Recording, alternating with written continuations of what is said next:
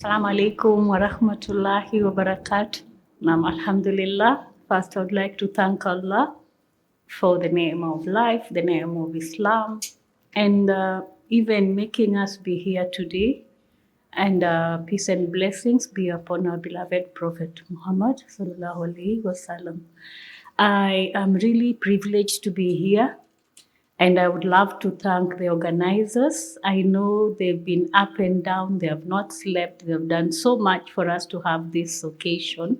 So we don't take it for granted. We pray that Allah puts lots of barakah into their lives. So today I've been given a very tough topic, and I had told them if I had found it earlier, maybe I would have run away and maybe I would have been absent somehow. So our topic is quite intriguing. It's about the morals in the society. And also we are going to address the emerging issues that we currently are seeing that are being bombarded on the society. There's an agenda, and anyone who does not know there's an agenda is fooling themselves. And this agenda, I think, is fighting the moral fabric of Islam, because they know we are the purest of all, that we are the people who know that for us to enter Jannah, we have to keep cleaning ourselves until we get there, right? So they know that for us, since we are to purify, they need to make us dirty. So we need to be very, very alert, and that's why we are having this topic today.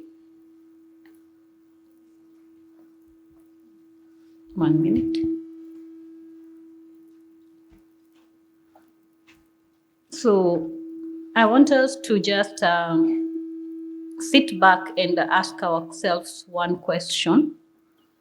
Like maybe for the past few years, what have you been hearing about certain things on sexuality, on when you look at television, have you noticed men, when they are doing maybe comedians, are more and addressing more and more like women?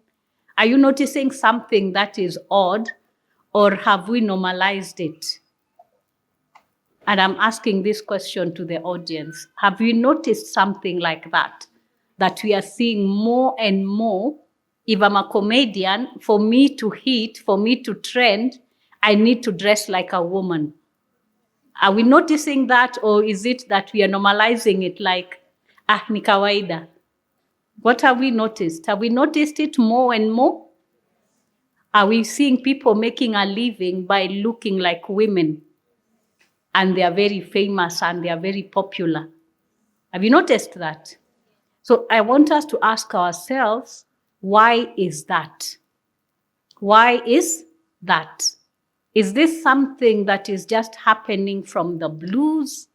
Is it something that has no grounding? Like, why is that happening? Why would somebody become popular just because they dress like a woman? Why do you think that would happen? What message are they sending home? What's the message being sent home? Is there a hadith on how we should dress? Are men supposed to look like women? Are women supposed to look like men? So what are they doing? What do you think they are doing? They are desensitizing us. What are they doing? They are desensitizing us. The more and more we see them, the more and more we are seeing that, the more desensitized we become. And at some point, we become ni shauri yao ni mambo yao. Have you heard us saying that? Ni shauri yao ni mambo yao. Mimi hainihusu. Do we talk like that, or am I making it up?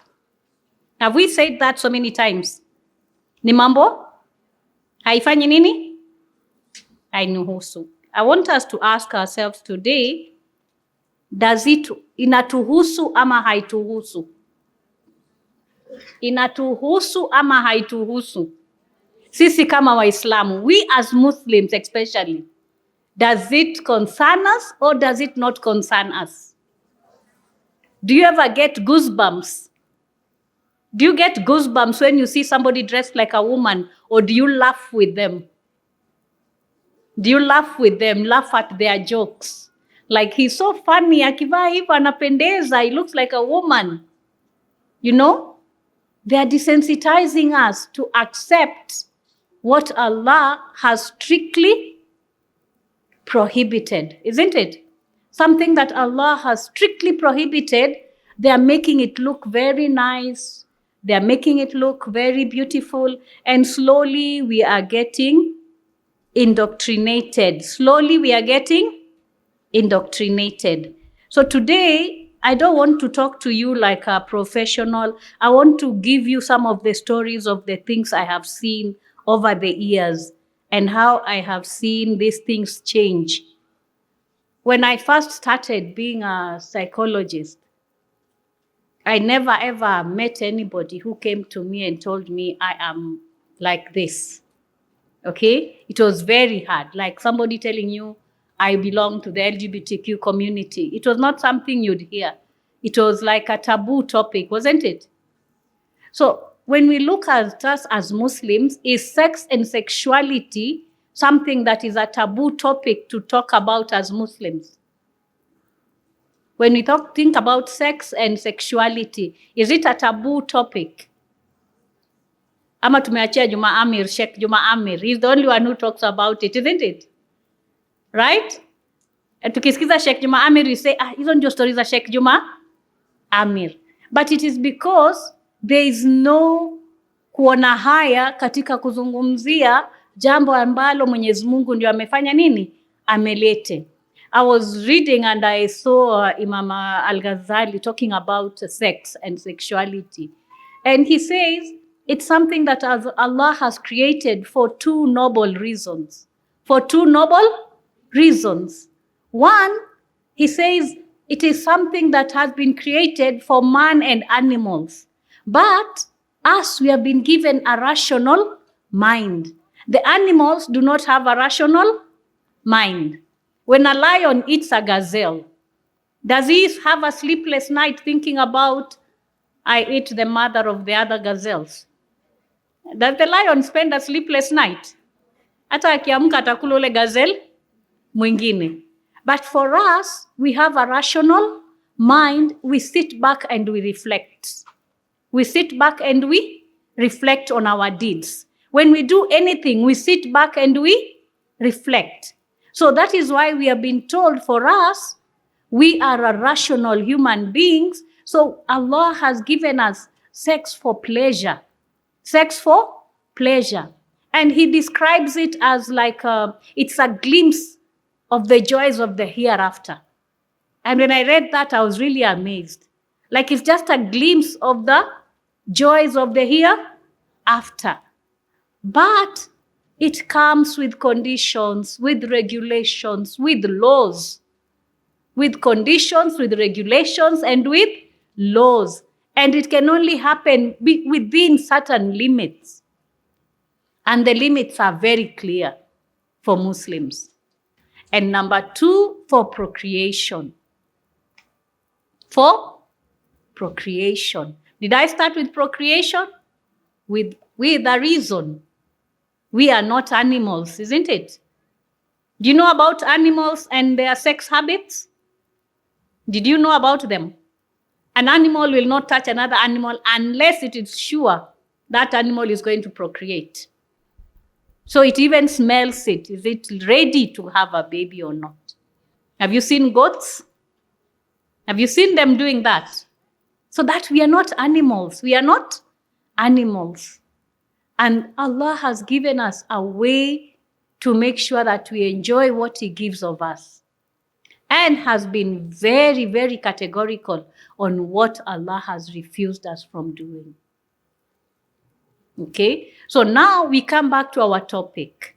We have seen the reasons. We have talked about sexuality. Why do we have it? It should only happen in marriage.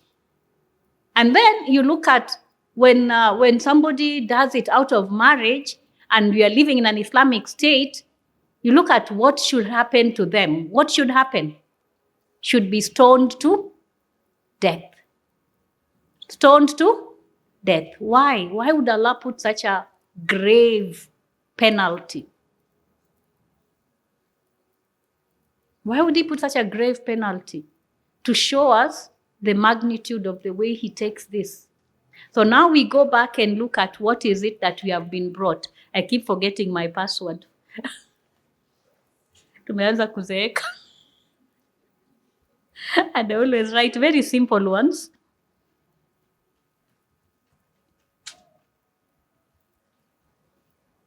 There. Alhamdulillah. So what I'm saying is, like, we need to come back and ask ourselves as Muslims, where are we heading to? What are the things that we need to say hazituhusu? And what do we need to say inatuhusu? And what are we going to do about it as a community? So I said the first time when I started working as a psychologist, I didn't meet some of these cases. And the first time I met a case, I'm going to quote the year so that you can see this didn't start yesterday. This was in 2013.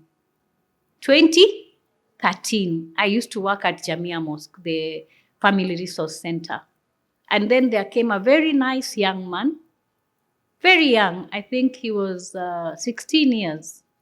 Very handsome, wearing his kanzu and with his tasbih. And he sat down and he told me, I've come to see you because I have a problem. I told him, what problem? And he says, I am gay. And I only admire men. I don't see anything good in women. And he cried. Like, you could see he was really in a bad place. He didn't like where he was. He didn't know what to do with himself. And then he had been chased away from school because he had been caught harassing another young boy. So for me, this is the first time I'm coming face to face. This is a handsome young man in his kanzu with his tasbih. So I'm like, subhanallah, where do I start? What am I supposed to tell this young boy? You know, this is a Muslim. So I wanted us to go back to 2013. How many years is that to date? 11 years? Now 2024, this year, I think I have seen over 10 or more young people come to the office. And why do they come most of the time? Because wamefukuzwa shule. Do you know what they only need from me? A barua. Tuandikie barua turudi shule. Because the school tells them, go for counseling. Then you can come back to school with a letter. So I want us to look at 2013, 11 years after. What have you noticed? What have we noticed? Growth. There is growth. And before we go to this topic deeply, I want us as Muslims today, as women seated here, to ask ourselves, do we think there is a problem? Is there something is it something we need to tackle? Is it something that hakuna kina Riziki wanajaribu kulete kitu hata hakuna hata hatufai kuzungumzia? Like, what is the reality on the ground within the Muslim community? I'm not talking about the outside community. I'm talking about within our own community. And I don't like sharing some of these stories because they scare you guys. And I'm going to scare you today because I want you to go home scared and ready to work on this community. Let us see, what are we going to do about this? Are we together? So I want it to come from you. Do you think we have a problem? Or do you think we don't have a problem? Because if we don't have a problem, we should not waste 1 hour today discussing something that we don't have a problem. Kama hamna shida, tuseme Riziki tubadilisha topic, we can do something else, right? Something more interesting and fun. But do we have a problem? I want us to agree first. Do we have a problem? Do you think we have a problem? Do we need evidence? More and more evidence? I can give you as much evidence as you guys want. Wallahi, I can give you. There's a lot of evidence. So this fitna is with us. This fitna is with us. And when I say that, it's very scary when you say that a fitna is with us. As Muslims, that's very scary because I don't know who will be next. Is it my son? Is it my daughter? Isn't it? Is it my brother? Is it my sister? Is it my niece? We don't know who it will be next. So now I want us to come back and look at, we have just talked about sexuality. Do you think we can move from just being very pure human beings and jump from that straight to being a community that has LGBTQ? What will have happened in between here? What will have happened? We will have lost our morals somehow, right? Like we have taken now having sex outside marriage as kawaida. It's a norm, isn't it? It's not something anymore that is a big thing.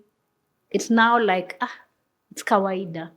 So we are moving from that kawaida. Now we have gone to another kawaida. So we need to start from that one. How do we go back to teaching our children the morals of Islam? We can do this. We can stay and wait for marriage. We can stay and wait for marriage. And if I'm a married woman, I can stay within my limits as a married woman. You know, when you listen out there, I don't know whether you guys ever enter into an Uber and the guy is telling you, hizi nguo zenyu mnavaa siku hizi hazina heshima.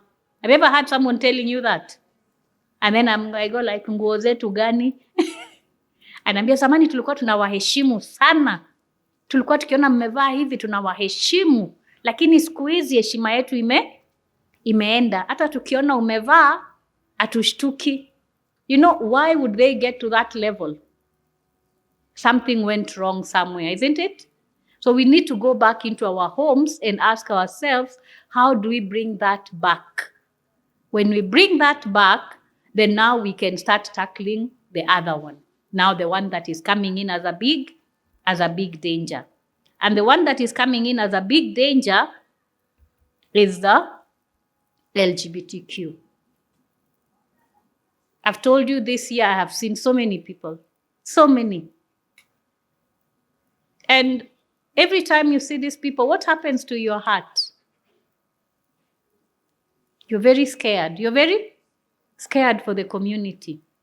You're like, subhanallah, where are we heading? And then when you look at the schools they are coming from, they are some of the best schools in this country. Some of the best schools.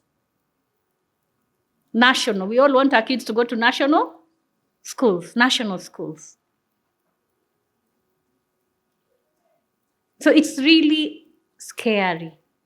So what does Allah say about LGBTQ?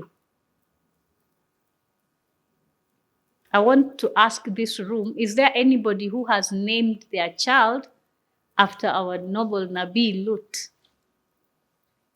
Anyone who has a child called Lut? MashaAllah, I'm only seeing one hand. Why? Why don't we name our children after our Nabi?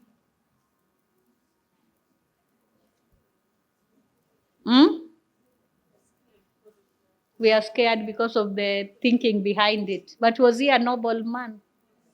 So why don't we name our children that? You see, when we name our children, then we can have a discussion around it, isn't it? But I had a girl who told me, I don't know that story, what you're telling me about. I've never heard it.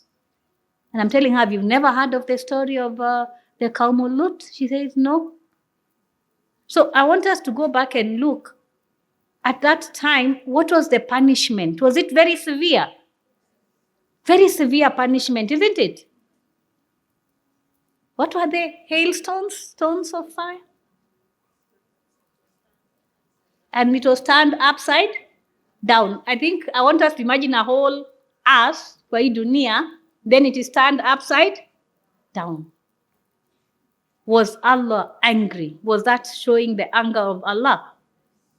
Now come to this world we are in, it has become a norm. It has been normalized. What should we expect if we don't do a lot of repentance? The anger of Allah. Did Rasul sallallahu alaihi wasallam curse these people? How many times did he do the cursing when he spoke about it? Cursed other people, cursed other people, cursed other people. He said it so much. Then now we are in a world where it is something, when you talk about it, you are homophobic. You're not supposed to talk about it. You cannot talk about it in your workplace because you are homophobic. Wewe si mtu mzuri. We should appreciate people as they are. So we know that our deen strongly has rejected this. Why? Sister Amina today talked about the family. She talked about the family. When I was in college, I remember we did a unit on family. And they talked about a homosexual family unit. Now, a homosexual family unit, do you have a mother and a father? How, you see two males wanapika, na unaambiwa huyu ndio mama, you wonder why he's dressed like a woman, and the other one looks like a man, and they go ahead and adapt children nowadays in the West. Okay? So you wonder, is that how Allah wanted it to look like? No. So that is not a family unit, isn't it? So today, my biggest fear is that we are having people propagating that Islam is not against LGBTQ. Have you heard it? Have you read it somewhere? And you know what they are saying? Our beloved Prophet was so merciful that he couldn't have cursed these people. That is not who he was. And that is an argument being used. That is an argument. Is that true? When Rasul sallallahu alaihi wasallam went to war, how was he? Just like you said, tukiwa nje na panga tupigane na panga, he would really be a warrior, isn't it? But when it needed for him to be merciful, he would be very merciful. So we can't come up with this agenda where we are saying, no, that is not Islam. Islam is totally against LGBTQ. We don't have an excuse for it. And we cannot compromise. And we should stop apologizing as Muslims. Do not use an apologetic kind of language when you talk about it. Sema Mwenyezi Mungu amekataza. Mwenyezi Mungu amekataza. Na kulikuwa na kaum, Mwenyezi Mungu alipunish very severely. So let's not go saying, as Muslims, when we look at it, you're trying to find even the words to use. Don't be apologetic. Don't be, come, igonge vile inafaa kufanywa nini? Kugongwa. And I'm not saying that these are not our people. We are going to call them back to Islam. We don't tell them, kwendeni kabisa, nyinyi si watu. No, we sit down with them. You reason with them. We take them through therapy. We try to understand where they are doing this. And we warn them and give them the dangers. And then, if they are not willing to change, then I will not continue seeing you. Because why would I continue seeing you? Do you get it? And as parents, let's not come to Riziki just to get a letter. Umeambiwa mtoto wako amepatikana na fitna kama hii shule. Then you are bringing the girl, kesho ndio shule inafunguliwa, you bring her today. Riziki, nataka umuongeleshe mtoto alafu tuandikie barua arudi shule. Then you look at the letter that the kid is coming with and you're like, huh? You want me to speak with this child one day, give a letter and say arudi shule? No, I don't do that. No, I don't do that. So this is some of the issues that we are having, and we need to realize that they are there. But are there some causes that make our children get involved with LGBTQ? What are there some things that are affecting our own kids? One is childhood trauma. Childhood trauma. And I'll tell you this, I've never met a case of somebody telling me I am into LGBTQ that did not have a history of rape. Are we seeing something there? Is that something in our community that we cover up? Do we cover up? Ama tunasema, maybe Riziki is making up her own stories. Do we cover up these things?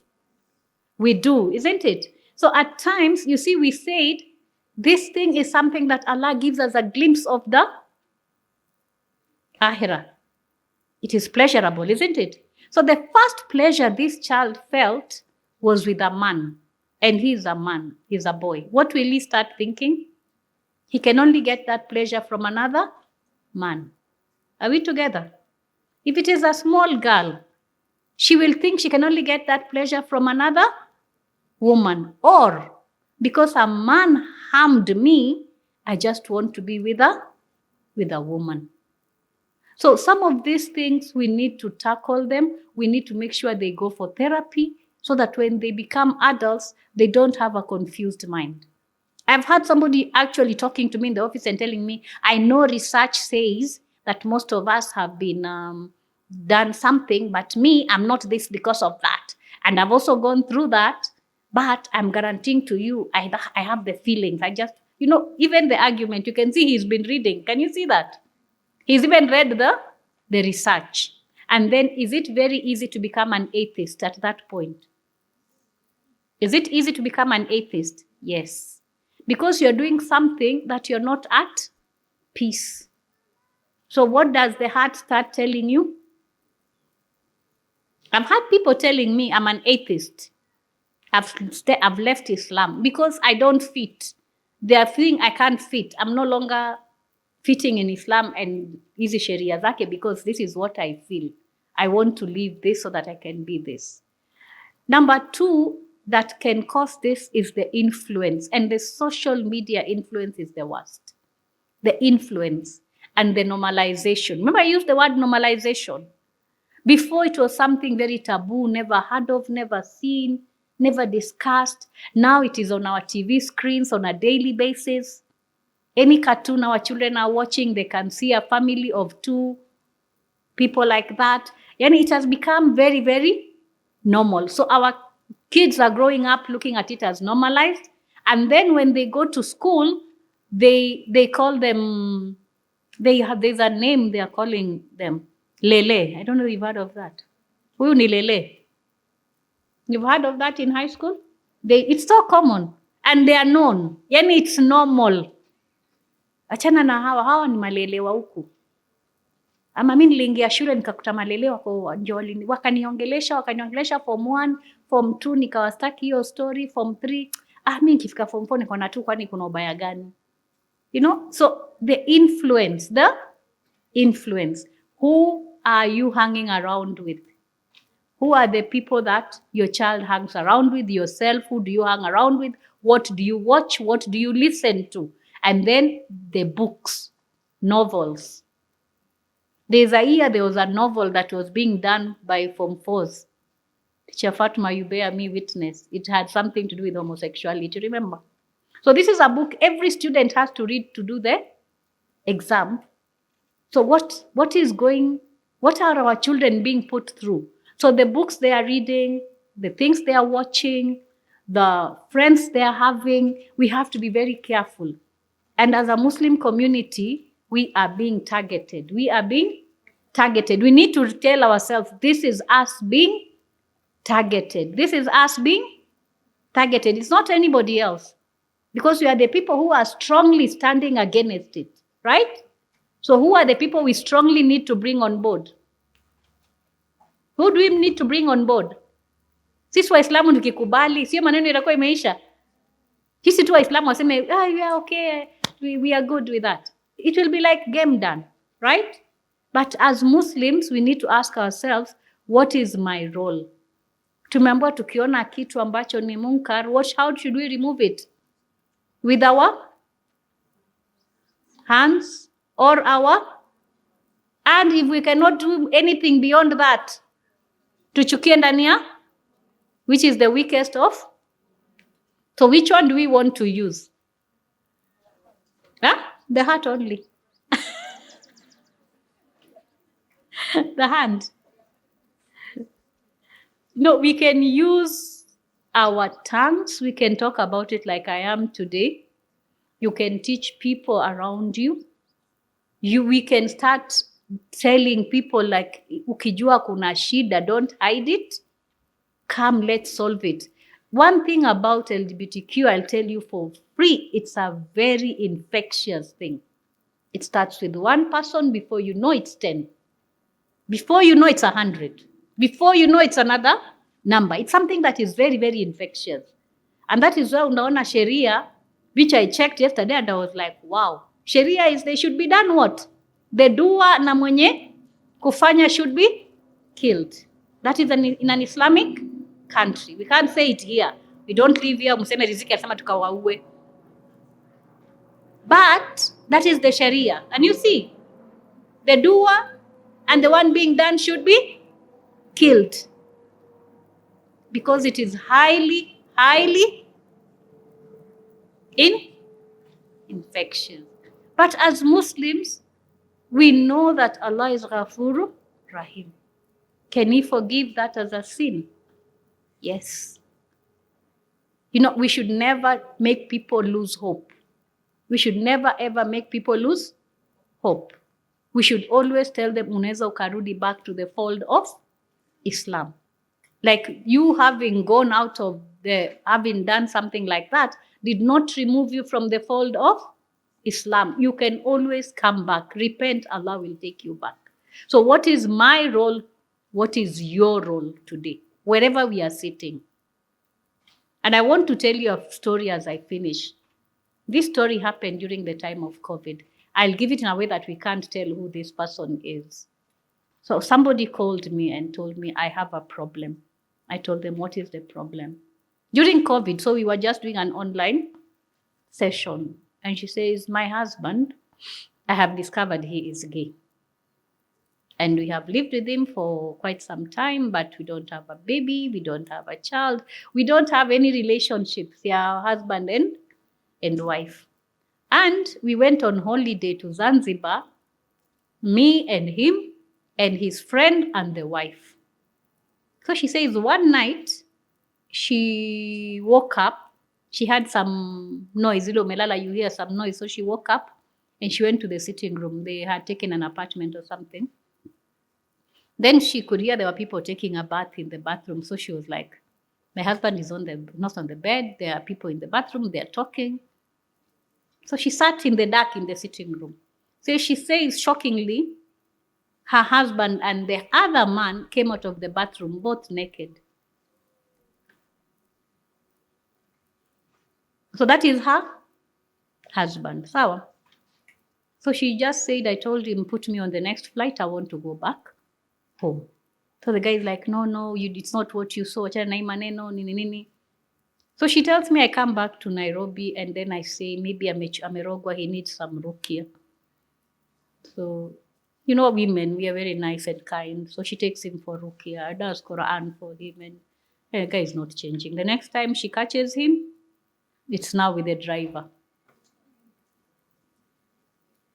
So this time it's not ruqya, isn't it? So this time she decides, I need to leave this man. So she actually went back to her parents and told them, Mimi, I need to leave this marriage with certain reasons. So she left. Then I forgot about her. COVID nilini. Last year she called me. That guy, remember the guy who had married me? Yes. He's going to marry somebody else. What am I supposed to do as a Muslim? Should I tell them? And that's a dilemma, right? I told her, let me ask a sheikh and then I'll get back to you. Then I had to look for a sheikh and then get a nini and then get back to her, and that is it. So why am I selling us that story? I want us to make it hit home that this is a reality that we are in. As a community, we need to ask ourselves, what are we going to do about the problem? And stop pretending that we don't have a problem. And then solutions. What are the solutions? We should talk about it from an early age. Let our children understand there was a cow, and when they are watching television, if anything appears, a man is dressed as a woman, tell them in Islam, this is not allowed. This is totally wrong. Stop being cheated by the West. You know, we have colors for women and colors for men even. Before we knew pink shirts are for anything pink, but nowadays you are told brave men wear pink. You're so brave, you're wearing pink. Are we having those, or am I making them up? Brave men wear? For a man to wear pink, he's so brave, mashallah. But si tunajua pink ni akina nani? Ni akina mama. Haya, we see a man wearing some woman clothes. Why would you want to celebrate that person? So let us start from even the lowest. Let's start talking about it like hii ni makosa. Talk to our children. Talk to our daughters. Before our children go to school, tell them the realities of life, and that if such a thing should happen, ama umesikia, come and tell me so that we get you away from that. There are children who come and they've told their parents, nitoe hapa, nitoe kwa hii shule, nitoe. There was one, she had told the mother so many times, and the mother was like, no, you're in a very good national school, you have to be there. And then this girl says, every night I go to sleep, I'm getting notes under my pillow. I can't do this. I can't tell my mom. Until I told the mom, listen, can you change this girl from this school? Just get her somewhere else. So we as mothers, we have a role to play. Tujiulize, today, have I spoken to my child, nikajua what they are going through, what they think about LGBTQ, what they know about it, what do they know Islam says about it? Because on social media, there is so much being put up as what Islam says. So somebody somewhere has to correct those misconceptions that are out there. And who is going to start doing that? Mimi na nani? Na wewe. Mimi na nani? We even have Muslim people who say we are this and our religion does not refuse. So if we don't stand up for the right takes over. The wrong takes over. So today, mi nataka niwahusie nikihusia nafsi yangu that in every forum we get, let us speak the reality of what is happening. Tusifiche. Let us speak the reality of what is happening. Then let us now start addressing it. Hata kwa mimbar, our sheikhs should talk about it. Kwa nyumba, talk about it. Kwa women groups, talk about it. Kwa any need, talk about it. Let's make it something we are talking about. Since they are so brave to put it out there, let us also be very brave to fight it. It's okay to be called homo. It's okay to be called homophobic, si ndio? Ama kuna makosa? At your place of work, lazima kila mtu akuite we ni mzuri. She's so nice, she loves everybody, she has no problem with us. She doesn't care about us. She's okay, she's a good Muslim. A good Muslim is one who stands for the truth as we know it. Si ndio? The truth as we know it. So for me, I want us to realize this is a reality. It is with us. It is common. It is a lot. And if we don't do anything about it, it is growing. And it is being taken through the social media. So don't laugh at a comedian man wearing a woman's clothes. Do not think it is funny. Get disgusted. Get disgusted. A'udhu billahi minash shaitani. Yani jiepushe, get disgusted. Don't look at these movies. I don't know that you've noticed, every movie, there's a character. Have you noticed? And then the character is usually who? A good guy. A very a very good guy or very nice person in the movie, like Nule Woye, the person you're like, maskini, he's so handsome, maskini, maskini namonea huruma, you know, and it's that guy. So what are we telling, what are you putting in your heart? What are you putting in your heart? The disgust is not there. The disgust is not there. The disgust should always be here. So let's not lose the disgust by normalizing. And my biggest fear is we are being desensitized and it is being normalized and we are calling it freedom of what? Freedom of human rights. I saw somewhere, and I hope it is not true, somebody advertising for the World Cup to be taken to Saudi Arabia. I hope it is not a true thing. I'm really praying. And they're saying we have no problem with them coming. We have no problem with them coming kwa World Cup. Tutakuwa na hatuna shida na wao wakuje tu. Sisi hatuna shida. So if a Muslim country can get to those levels, where do you think we are heading to? Very dangerous? Very dangerous grounds. We are heading to very dangerous grounds. So here we are in a non-Muslim country. Do you hear it being talked about nowadays anywhere? Because the West inasema itazuia nini? So LGBTQ comes with funding. So you either accept it or we don't fund you. So what happens to presidents in Africa, especially? They have to do what? Shut up. They have to shut up. They have to do what? Shut up. So me and you, are we going to shut up? Are we going to shut up? No. I want us from today to wake up. Let's remove ourselves from the slumber.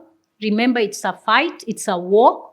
In a war, arm yourself. Read as much as you can. Find out what is online. Find out how we can fight this. Arm yourself. Defend the deen. Defend the deen. And it is an obligation. It's not me requesting you. It is an obligation. Because I keep saying, where do they land? Which office do they land? They come. And wallahi, the people who are in the LGBTQ have a very high suicide rate. Very high suicide rate. Do you know why? Because their hearts are not at peace. Their hearts are not at peace. Anajua kuna kitu inamwambia what you're doing is wrong. So they commit suicide a lot. The rate is very high. I want you guys to go and do your research. Go do your research. Find out the suicide rate within the LGBTQ community. It is very, very high. So once we start understanding this, we'll start being very careful of what we watch, what we listen, what we read, who we associate with. If somebody is addicted to drugs and they come and we take them to a rehab, when they leave, we tell them the company you kept, stay away from it. Stay away from it. The man in the hadith who killed 99 people, right? When he was to change, aliambiwa ahame nini? Mji. Why was he kuhama mji? Because the people, either ulikuwa unafanya mabaya nao wako wapi? Wako pale, ama the people will judge you, right? So if this person has been doing something like this, they need to change the group of friends they were keeping. They have to change. So it's like everything has to be different. Kila kitu lazima mtu abadilishe. So you can imagine how much work it takes. So for me, what I want us to do is we are not going to say they are not Muslims anymore. They are still Muslims. We are being compassionate, but we want them to change. I had a mother who brought her daughter. The daughter, I want you to just understand how these things can be so easily, vile ni rahisi kushikanisha. So this one daughter is one girl is a hafidha, and this other one is studying Quran. She's also studying to be a hafidha. Then they are friends. So this hafidha is a lesbian. So she starts sending this other one her photos of herself half naked. So can you think of it in that kind of a field? No, right? So slowly anamtumia mapicha, wakikutana kwa madrasa anamwambia I love your lips, the gloss you're putting, can I kiss it?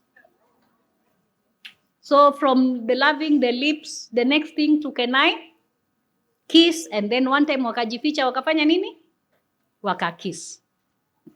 So the mom, one time she finds her daughter's laptop and then she finds all these conversations. So she's horrified. She's like, what?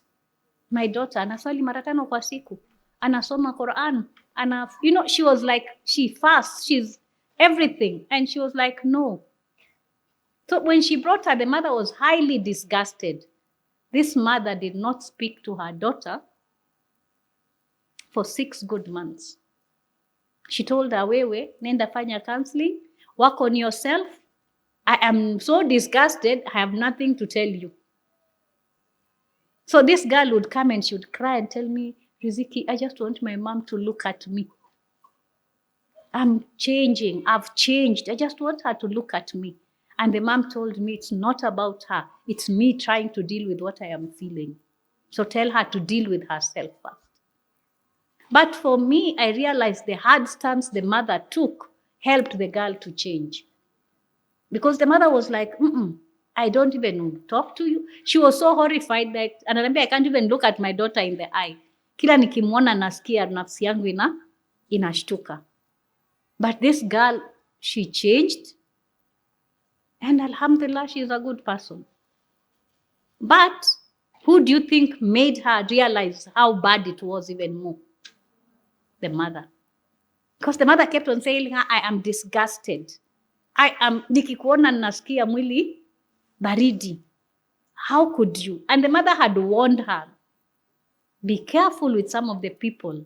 Not everybody you're dealing with is just because they are reciting the Quran. So what am I trying to tell each one of us? Be very mindful of what your child is doing online. Even if the friend anavaa hijab ile kubwa aje, find out more, what more is happening. So whose role is it? Our role. Your sister, check your siblings. Find out what are they doing online. Which sites do they go to?